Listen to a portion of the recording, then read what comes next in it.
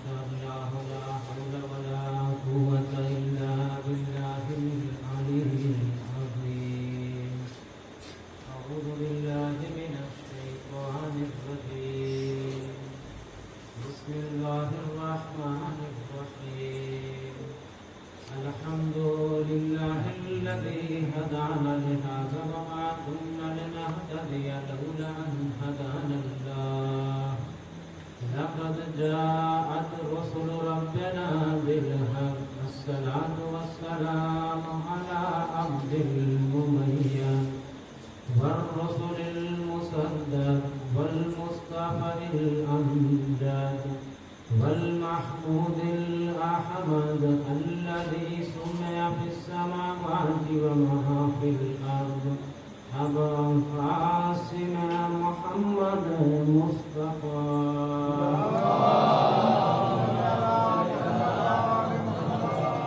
والصلاة والسلام على وصيه ووزيره وابن أم وصاحب الوارث أسد الله غالب لكل غالب المطلوب لكل طالب إمام المشارق والمغارب وحبه فرض واجب على الحاضر والغائب مولانا مولى الثقلين والزينبين.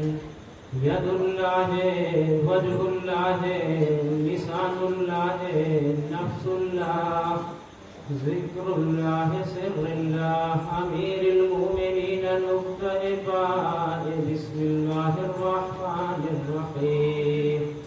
ولعنة الله على أعدائهم أجمعين من يومنا هذا إلى قيام يوم الدين. أما بعد فقد قال تبارك وتعالى في الكتاب المبين. بسم الله الرحمن الرحيم. إن الدين عند الله الإسلام. صلى الله عليه وسلم.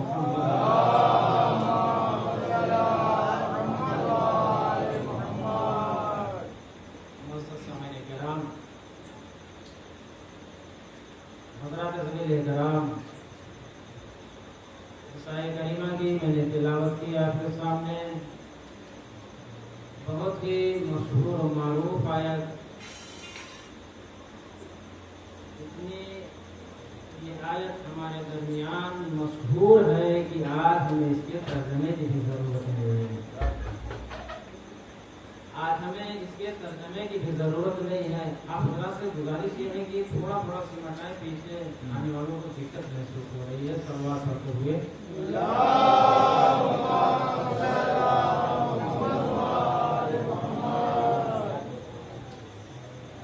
ارشاد ہو رہا ہے،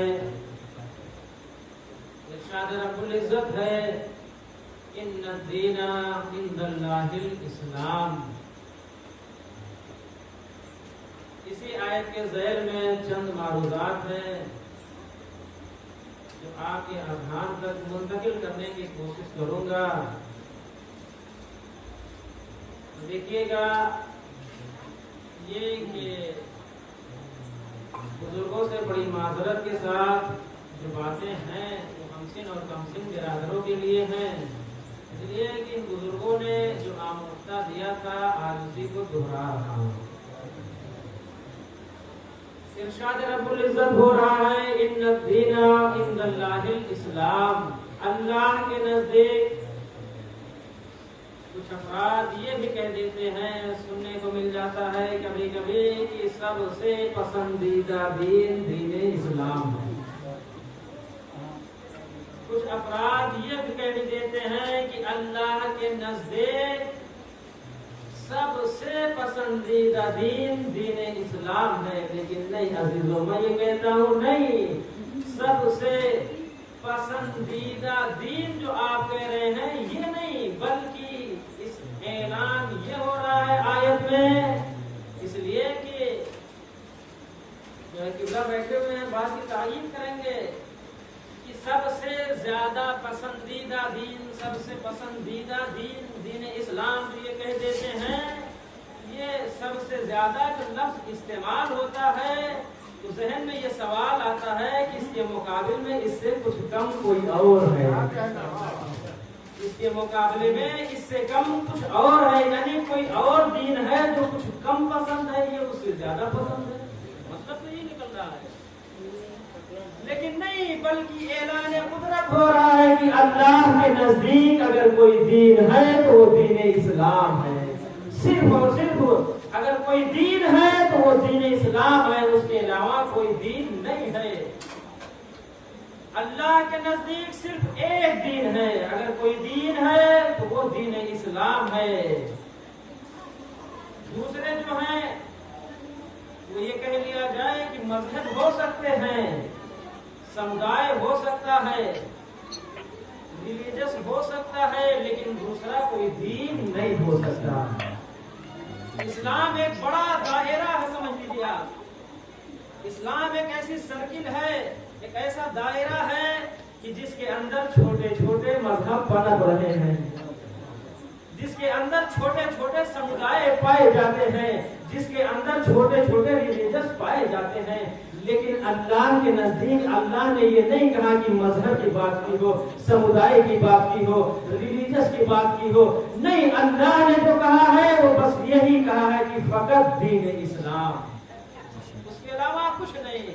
اب آئے ہم آپ کو میں لے چلتا ہوں دھیرے دھیرے کہ جب اللہ نے اپنا دین ہم تک پہنچانے کی، اللہ نے جب اپنا دین ہم تک پہنچانا چاہا تو اس کے لیے انبیاء اور ائمہ کو منتخب کیا۔ سب سے پہلی شریعت جو اللہ نے دے کے بھیجی وہ جناب نوح کو دے کے بھیجی۔ سب سے پہلی شریعت اللہ نے جو دے کے بھیجی وہ جناب نوح کو دے کے بھیجی۔ 5 شریعتیں آئیں، پہلی شریعت جناب نوح لے کے آئے، دوسری شریعت جناب ابراہیم کے پاس آئی، دوسری شریعت جناب ابراہیم لے کے آئے، تیسری شریعت جناب موسیٰ لے کے آئے، چوتھی شریعت جناب عیسیٰ لے کے آئے، اور آخری شریعت یعنی 5ویں شریعت آخری نبی حضرت محمد مصطفیٰ صلی اللہ علیہ وسلم آخری شریعت لے کے آتے ہیں۔ یہ 5 شریعتیں اللہ نے بھیجی، لیکن جب ایک نبی آیا اس کے بعد جب دوسرا نبی شریعت لے کے آیا تو ہوا یہ، صلوات پڑھیں پر محمد وعلیہ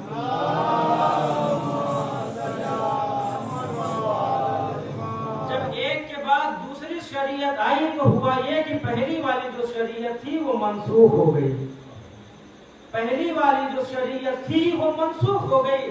مثلا جناب نوح جو شریعت لے کے آئے اس کے بعد جب جناب ابراہیم لے کے آئے تو نوح کی شریعت منسوخ ہو گئی۔ اس کے بعد جب جناب ابراہیم کے بعد جب جناب موسیٰ آئے، جب جناب موسیٰ لے کے آئے تو ہوا یہ کہ اب یہاں پہ جناب ابراہیم کی شریعت جو ہے منسوخ ہو جاتی ہے، جناب موسیٰ کی شریعت نافذ ہوتی ہے۔ جناب موسیٰ کے بعد جب جناب عیسیٰ شریعت لے کے آتے ہیں ہوتا یہ ہے کہ جناب موسیٰ کی شریعت منسوخ ہو جاتی ہے، جناب عیسیٰ کی شریعت جو ہے نافذ ہوتی ہے۔ اس کے بعد جو آخری نبی آخری شریعت لے کے آتے ہیں یہ چاروں شریعتیں منسوخ ہو جاتی ہیں، اور یہی آخری شریعت ہوتی ہے جو قیامت تک چلنے والی ہے، یہی آخری شریعت ہے جو قیامت تک باقی رہنے والی ہے۔ ہم اپنے آپ کو کیا کہتے ہیں؟ امت محمدیہ۔ یہی آخری شریعت ہے جو قیامت تک باقی رہنے والی شریعت ہے۔ اب یہاں پہ ہم جیسے ذہنوں میں یہ سوال پیدا ہوتا ہے، یہ جو شریعتیں پیغمبر لے کے آئے کیا یہ شریعت پیغمبر نے خود بنائی تھی یا اللہ نے بنائی تھی؟ اگر بھائی اللہ نے شریعت بنائی تھی تو یہ دوسرا سوال یہ پیدا ہو رہا ہے کہ جب اللہ نے شریعت دے کے ان کو بھیجا، جب اللہ نے خود شریعت دے کے ان کو بھیجا تو پھر منسوخ کیوں کر رہا ہے؟ اپنے قانون کو توڑ کیوں رہا ہے؟ اپنے قانون کو توڑ کیوں رہا ہے؟ ایک کے بعد دیگر اپنے قانون کو توڑ کیوں رہا ہے؟ یہ ذہن میں سوال آئے گا کہ جب اللہ نے جب یہ شریعت نہ موسیٰ نے بنائی، نہ عیسیٰ نے، نہ ابراہیم نے، نہ نوح نے، جب کسی نے خود نہیں بنائی، تو یہ قانون اللہ بار بار بنا کے توڑ کیوں رہا ہے؟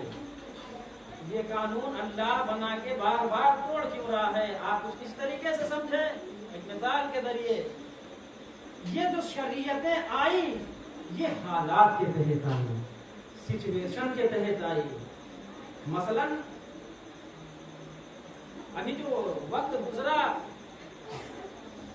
جو موسم گزرا، سردی کا موسم آنے والا ہے، گرمی کا موسم دھیرے دھیرے گزر رہا ہے، سردی کا موسم آنے والا ہے، گرمی کا موسم دھیرے دھیرے گزر رہا ہے۔ جب سردی کا موسم آ جائے گا، ہم گرمی کے لباس کو بدل کے سردی کا لباس اختیار کر لیں گے، لیکن جب سرد موسم چلا جائے گا، گرم موسم آ جائے گا، جب سردی کا موسم چلا جائے گا، گرمی کا موسم آ جائے گا، پھر ہم اپنے لباس کو بدل دیں گے، سرد لباس کو رکھ دیں گے، گرم لباس کو، گرمی والا جو لباس ہے اسے پہنیں گے۔ میں یہ کہوں گا بھائی آپ جو لباس سردی میں پہن رہے ہیں وہی گرمی میں بھی پہنیے۔ ہر کہے گا بھائی آپ کیسی احمد والی باتیں کر رہے ہیں، یہ حالات کا تقاضا ہے، یہ سچویشن کی بات ہے۔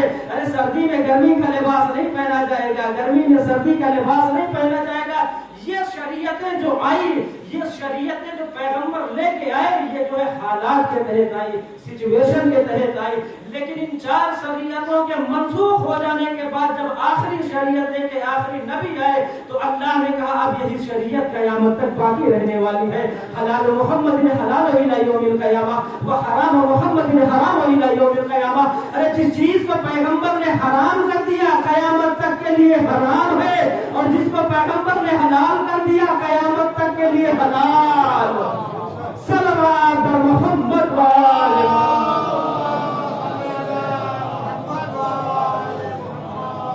جس چیز کو پیغمبر نے حرام کر دیا وہ قیامت تک کے لیے حرام ہے، اور جس چیز کو پیغمبر نے حلال کر دیا قیامت تک کے لیے حلال ہے۔ اب اگر آپ دیکھیں جب جناب نوح پہلی شریعت لے کے آتے ہیں، تاریخوں میں ملتا ہے کہ جناب نوح تقریباً 950 سال جو ہے تبلیغ کرتے ہیں، اور تبلیغ کا نتیجہ یہ ہوتا ہے کہ چند افراد ان کے پاس آتے ہیں، چند افراد ان کے جو ہے فالوور ہوتے ہیں، چند افراد جو ہے آتے ہیں۔ جناب نوح تقریباً 950 سال تبلیغ کی، لیکن 950 سال تبلیغ کرنے کا نتیجہ یہ ہوا کہ چند افراد آئے، چند افراد ان کے ماننے والے ہوئے۔ جب جناب نوح تبلیغ کر رہے ہوتے ہیں، تم کیسے اہل کو اللہ کو مانو، اللہ کو مانو، جو الوہیت کی بات کر رہے ہوتے ہیں، تو ان کی قوم کے لوگ کہتے ہیں کہ ہاں ہمیں کسی کو ماننا چاہیے، جسے ایسے کو ماننا چاہیے جو طاقتور ہو، لہذا ہم پتھر کو خدا مانیں گے، ہم پتھر کو خدا مانیں گے۔ اور آپ جائیں تاریخ پڑھنے، جناب نوح کے زمانے میں پتھر کو خدا مانا جانے لگا، جناب نوح کے زمانے میں پتھر کو خدا ماننے لگے لوگ۔ اس کے بعد جناب نوح دعا کرتے ہیں، اے بار الہ یہ امت جو ہے ماننے والی نہیں ہے، ہم تبلیغ پہ تبلیغ کر رہا ہوں، دلیل پہ دلیل دے رہا ہوں، لیکن یہ ماننے کو تیار نہیں ہے۔ کہا اچھا ٹھیک ہے واپس چلے آؤ، دوسری شریعت لے کے جناب ابراہیم آ گئے۔ جناب ابراہیم تبلیغ کر رہے ہیں، تبلیغ دین کر رہے ہیں، کیسے احمد کو کس کو مان رہے ہو؟ ارے اللہ کو مانو، وحدہ لا شریک ہے جو، اس کو مانو۔ کا ہم ماننے آپ کی بات کو کچھ سمجھ میں آ رہی ہے، اچھا کسی ایسے کو مانا جائے جو کچھ اس سے الگ ہو۔ لہذا ابراہیم کے زمانے میں یہ ہوا، جائے آپ تاریخ ابراہیم دیکھ لیجئے، ابراہیم کے زمانے میں بت پرستی رائج ہو گئی۔ اب ابراہیم کے زمانے میں جو بت پرستی رائج ہو گئی، وہ کہا یہ گیا کہ اب ہر پتھر لائے کے عبادت نہیں ہوگا، بلکہ جسے تراش کر انسانی شکل میں دے دیا جائے، جس کو تراش کر انسانی شکل دے دی جائے اس کی عبادت کی جائے گی، اس کی پرستش کی جائے گی۔ جناب ابراہیم کے زمانے میں بت پرستی رائج ہو گئی۔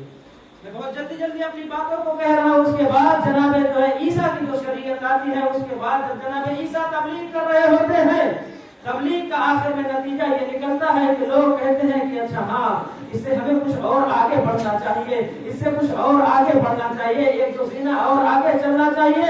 آپ جائیں دیکھیں جناب عیسیٰ کے زمانے میں لوگوں نے کہا اچھا ہاں ہمیں ایسے کو ماننا چاہیے جو بولے بھی، جو چلے بھی، جو حرکت بھی کرے، اس لیے کہ یہ حرکت نہیں کر رہے ہیں، ہمیں ایسے کو ماننا چاہیے جو بولے بھی چلے بھی۔ لہٰذا جناب موسیٰ کے زمانے میں یہ ہو گیا کہ لوگ جانور کو خدا مان بیٹھے۔ تاریخ پہ آپ کی نظر ہوگی لوگ جو ہے جناب موسیٰ کے زمانے میں جانور کو خدا مان بیٹھے۔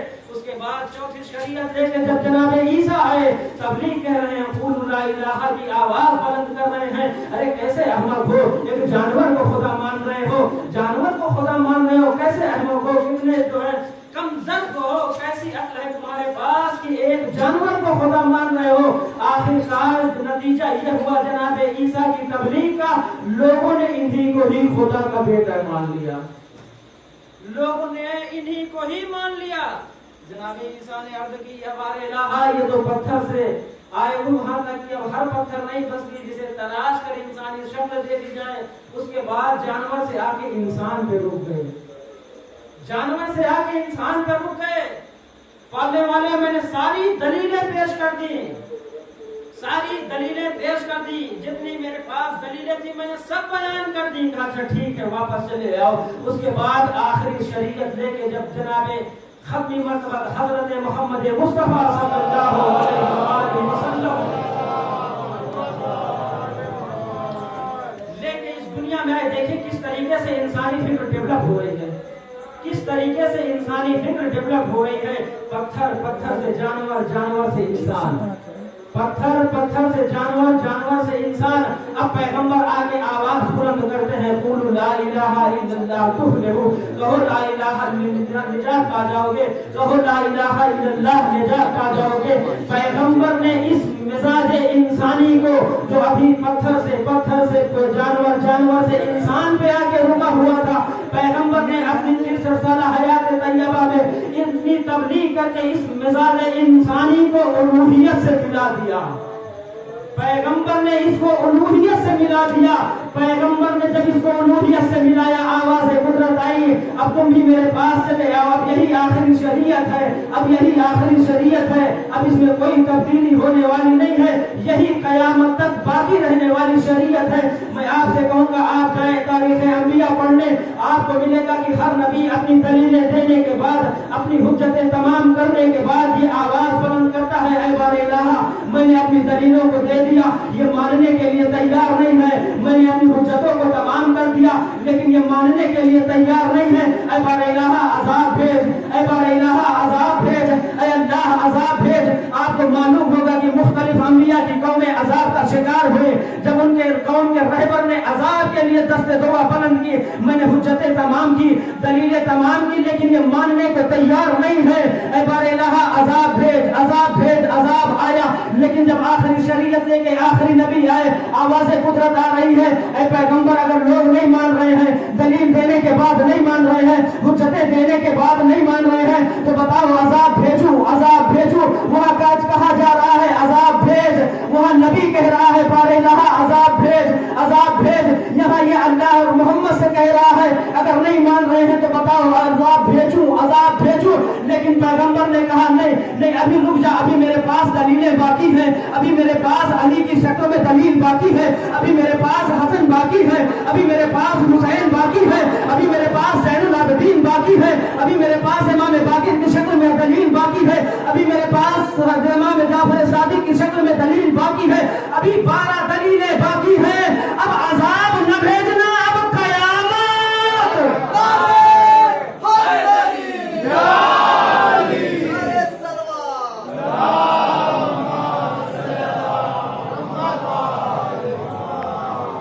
عذاب نہ بھیجنا، اب قیامت۔ اب آئے گی تو قیامت۔ عزیزو دیکھیں آپ کہ 5 جو شریعتیں آئیں، اس میں کچھ ایسے قوانین بھی تھے، کچھ ایسے اصول دین بھی تھے۔ جوانوں، جس طریقے سے ہم اور آپ کلاس میں ہوتے ہیں، ایک فزکس کا ٹیچر آتا ہے، ایگزامپلی اپنا لیکچر دیتا ہے، لیکچر دینے کے بعد بلیک بورڈ یا وائٹ بورڈ پہ جو بھی کوئسچن سالو کیے ہوتا ہے اس کے پیریڈ ختم ہو جانے کے بعد جب اگلا کیمسٹری کا ٹیچر آتا ہے تو اس وائٹ یا بلیک بورڈ کو پوری طریقے سے کلین کر دیتا ہے، پوری طریقے سے کلین کر دیتا ہے، اس لیے کہ اب وہ جو آئے گا، اب وہ جو پڑھائے گا، وہ ایک نیا مدعا ہوگا، ایک نئی بحث ہوگی، ایک نیا چیپٹر ہوگا، ایک نیا سبجیکٹ ہوگا، وہ پوری طریقے سے اسے صاف کر دیتا ہے۔ لیکن یہ جو شریعتیں آئیں منسوخ ہوئی، اس میں اس طریقے سے نہیں کہا گیا ہے، اس کو پوری طریقے سے کلین نہیں کیا گیا، بلکہ کچھ اصول دین ایسے تھے جو نہیں بدلے، کچھ ایسے اصول دین تھے جو ان پانچوں شریعتوں میں نہیں تبدیل ہوئے۔ ان پانچ شریعتوں میں کچھ اصول دین تھے، وہ کیا تھے؟ اس میں سب سے پہلا یہ تھا کہ دین کا اقرار کرو، دین کا اقرار کرو، دین کا اقرار کرو، دین کا اقرار کرو۔ اس کے بعد یہ کہا گیا عقل کی حفاظت ضروری ہے، عقل کی حفاظت ضروری ہے۔ یہ دو چیزیں ایسی ہیں اصول دین۔ اس کے بعد کہا گیا تیسری چیز یہ ہے جان کی حفاظت ضروری ہے، جان کی حفاظت کرو۔ اس کے بعد یہ کہا گیا چوتھی چیز یہ ہے مال کی حفاظت کرو۔ یہ چار چیزیں ایسی ہیں جو اصول دین ایسے ہیں جو ہر ایک میں باقی رہے، اور یہ صرف چار نہیں بلکہ پانچویں ایک چیز اور بھی ہے جو ان پانچوں شریعتوں میں کامن رہی، ان پانچوں شریعتوں میں کامن رہی۔ اور یہ کہا گیا یہ آبرو کی حفاظت کرو، آبرو کی حفاظت کرو۔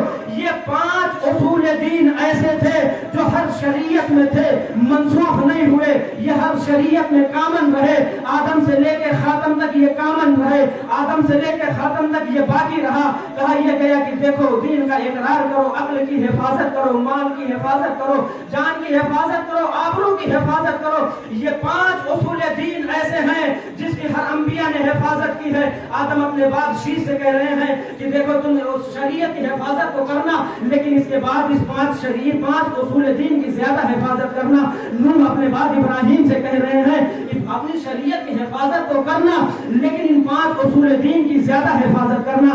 ابراہیم اپنے بعد موسیٰ سے کہہ رہے ہیں شریعت کی اپنی حفاظت کرنا، لیکن ان پانچ اصول دین کی زیادہ حفاظت کرنا۔ موسیٰ عیسیٰ سے کہہ رہے ہیں اپنی شریعت کی حفاظت کرنا، لیکن ان پانچ اصول دین کی زیادہ کرنا، پانچ اصول دین کی زیادہ کرنا، اس لیے کہ یہ آدم سے ہوتا ہوا یہ چیز، یہ ویسا آدم سے آتا ہوا ہمیں ملا ہے، یہ ہر ایک میں کامن رہا ہے، اس کی زیادہ حفاظت کرنا، اس کی زیادہ حفاظت کرنا۔ اس کے بعد پیغمبر جب ظاہری اس دنیا سے جانے لگے، جب پیغمبر ظاہری اس دنیا سے جانے لگے تو دین زبردست حیدر کرار کے ہاتھ میں دے کے جا رہے ہیں، دین زبردست حیدر کرار کے ہاتھ میں دے کے جا رہے ہیں، اور اے کہہ رہے ہیں اے علی میرے بعد دین کی حفاظت کرنا، لیکن ان پانچ اصول دین کی زیادہ حفاظت کرنا، ان پانچ اصول دین کی زیادہ حفاظت کرنا، دین کا اقرار کرنا، عقل کی حفاظت کرنا، عقل کی حفاظت، مال کی حفاظت، جان کی حفاظت، آبرو کی حفاظت، اس کا زیادہ خیال کرنا۔ علی کے جانے کے ظاہری اس دنیا سے جانے کے بعد علی کہہ رہے ہیں اے بیٹا حسن دین کی حفاظت تو کرنا، لیکن ان پانچ اصول دین کی زیادہ حفاظت کرنا، ان پانچ اصول دین کی زیادہ حفاظت کرنا۔ حسین پسند جب 50 ہجری میں جا رہے ہیں تو بھیا حسن جب 50 ہجری میں جا رہے ہیں تو بھیا کہہ رہے ہیں کہ دیکھو بھیا شریعت کی حفاظت تو کرنا، شریعت محمدی کی حفاظت کرنا، لیکن ان پانچ اصول دین کی زیادہ حفاظت کرنا۔ آپ جائیں تاریخ پڑھیں، لیکن آپ کو اب یہاں پہ تاریخ میں ملے گا کہ سن 61 ہجری میں ایک ایسا فاسق و فاجر انسان کھڑا ہوتا ہے جو ان ایک ساتھ ایک وقت میں ان پانچوں شریعتوں پہ ڈاکہ ڈال دیتا ہے، ایک وقت ان پانچوں اصول دین پہ ایک ساتھ ڈاکہ ڈالتا ہے، اور ان پانچ اصول دین پہ ایک ساتھ ڈاکہ ڈالتا ہے، دین کا اقرار نہیں کرتا ہے، عقل کی حفاظت نہیں کرتا ہے، مال کی حفاظت نہیں کرتا ہے، جان کی حفاظت نہیں کرتا ہے، آبرو کی حفاظت نہیں کرتا ہے، دین کا اقرار اس لیے نہیں کرتا، کہتا ہے کہ نہ محمد پہ کوئی وحی آئی تھی، نہ کوئی الہام ہوا، یہ بنو ہاشم کا ڈھوگ ہے، لہذا یہ کہہ کے اس نے دین کا انکار کیا، یہ کہہ کے اس نے دین کا انکار کیا۔ اس کے بعد عقل کے تقدس کو شراب کی شکل میں پامال کیا، شراب کے نشے میں عقل کو پامال کیا۔ آپ دیکھیں جب تک اس کے ضد کو نہیں سمجھیں گے دین کے مقابلے میں کفر ہوتا ہے، دین کے مقابلے میں کفر ہے، اور اگر دیکھا جائے ہر ایک کی ضد موجود ہے۔ بہت جلدی میں کہہ رہا ہوں، عقل کے तकद्दुस को शराब के नशे में पामाल किया, उसके बाद जो है माल के तकद्दुस को कहा गया पामाल ना करना, माल की हिफाजत करना। लेकिन ये फासिक व फाजिर इंसान अहले बैत के हक कसब को, अहले बैत के हक कसब को करके माल के तकद्दुस को भी पामाल कर देता है। उसके बाद जान की हिफाजत के लिए कहा गया, लेकिन ये फासिक व फाजिर इंसान जान के तकद्दुस को भी पामाल करता है।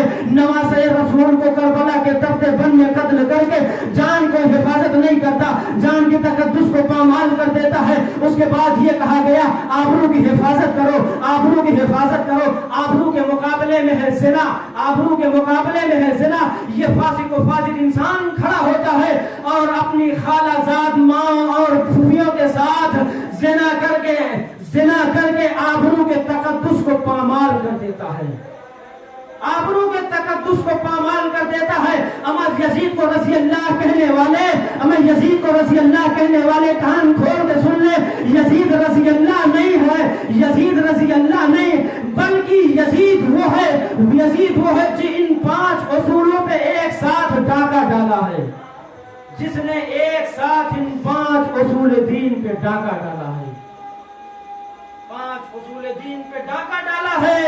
यह जुमला पलट के ये कह दो, अब इसी के मुकाबले में इन 5 उसूल दीन की जो हिफाजत करेगा, अब इन 5 उसूल दीन की जो हिफाजत करेगा, उन इन 5 उसूल दीन का मुहाफिज कहलाएगा।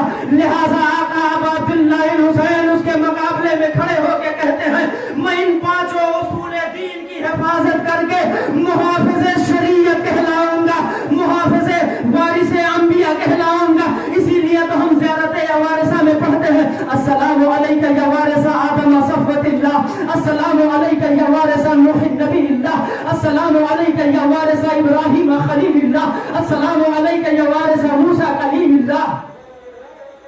इसकी वजह यही है, इन 5 उसूल दीन को अगर किसी ने बचाया है तो आका अबू अब्दुल्लाह हुसैन ने। इसीलिए अजीजों, अजमेर से आवाज आती है, दीन अस्त हुसैन, दीन पनाह अस्त हुसैन, दीन पनाह अस्त हुसैन, शाह अस्त हुसैन, बादशाह अस्त हुसैन, दीन अस्त हुसैन, दी पनाह अस्त हुसैन, सरदार नदा दस्तर दस्ते यजीद, हक्का के बिना ला इलाहा अस्त हुसैन। हुसैन शाह है, हुसैन बादशाह है, हुसैन दीन है, हुसैन दीन की पनाह है। आका अबू अब्दुल्लाह हुसैन ने सर तो दे दिया, मगर यजीद के हाथ नहीं दिया। अजीजों, ख्वाजा मोइनुद्दीन चिश्ती ने ये जो मुसद्दस, ये जो मिसरा कहा है, ये जो शेर कहा है, ये कोई तुक्का नहीं लग गया, यकाएक नहीं हो गया, बल्कि अगर इसके पीछे की आप लॉजिक देखें तो बड़ी ही पुरलुत्फ इसकी लॉजिक आपको मिलेगी। लेकिन मेरे पास इतना वक्त नहीं है कि पूरी तफसील बयान की जाए। ख्वाजा मोइनुद्दीन चिश्ती कहते हैं, शाह अस्त हुसैन, बादशाह अस्त हुसैन, दीन अस्त हुसैन, दी पनाह अस्त हुसैन। दीन हुसैन है, हुसैन शाह है, हुसैन बादशाह है, हुसैन दीन है, हुसैन दीन की पनाह है, हुसैन दीन भी है, दीन की पनाह भी है।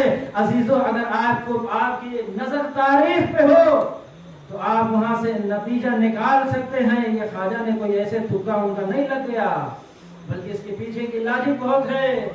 जब पैगंबर इस्लाम जंग खंदक के मौके पे अली को अमर इब्न अब्दवत के मुकाबले भेज रहे होते हैं तो क्या कहते हैं, अरे अली, आज तुम्हें उसके मुकाबले भेज रहा हूं जिसके मुकाबले जा रहे हैं। वहां पे पैगंबर ने कहा यही है, आज कुल्ले ईमान कुल्ले कुफ्र के मुकाबले में जा रहा है, आज कुल्ले ईमान कुल्ले कुफ्र के मुकाबले में जा रहा है।